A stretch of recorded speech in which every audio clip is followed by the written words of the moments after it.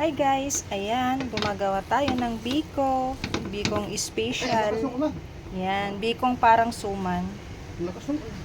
Ayan. Ayan, ang ating pong chef for today ay ang aking pong hubby. Yan.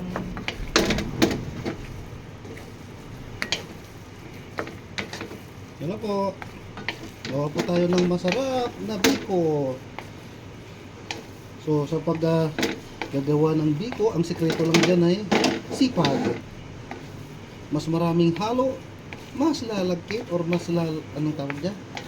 Mas magiging sticky.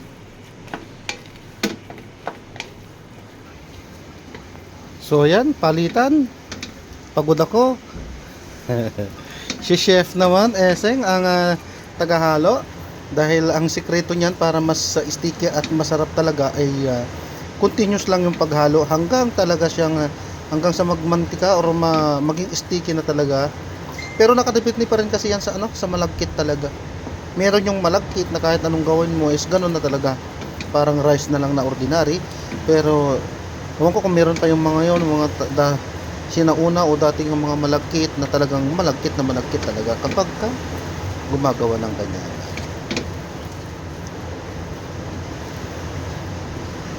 Yan, mapapansin nyo, walang yan, walang tigil, dire-diretso yan hanggang sa matapos, hanggang sa ahunin, walang tigil dapat yan. Parang sa pagmamasa po kasi ng tinapay, habang minamasa yung harina, yung dough, ay nagiging elastic siya habang tumatagal, para lumabas yung kanyang gluten. Pagka lumabas na yung gluten niya, nagiging sticky na siya. Ganon din yan kasi isang malagkit na kanin ay kanin pa rin yan, carbohydrates ay napakaraming gluten yan. Ayan, sticky na siya. Ayan, pwede na yan. Hindi naman pang benta yan, pang kain lang. Ayan, pwede na. So ayan, oh, ang sarap niyan. Oh, Sticky na siya. pwede na yan. Pero walang latik yan kasi pangkain na nga lang natin at yung gata ay hindi na pinalatik kumbaga, at pinainit lang, puti pa lang, hinalo na yan dyan para mas masarap. Parang suman. Sa paggagawa po kasi may dalawang uri ng paggagawa ng biko. Una, yung pinapalatik, nilalagyan niya ng latik para tumagal yung bisa niyan. Pero mas masarap or malasa, alam ito ng mga matatanda, mas malasa kapag hindi gaano niluluto yung gata. I mean, yung gata hindi lalatikin, kundi papainit lang, hindi siya magmamantika. I mean, yung basta pakukulaan.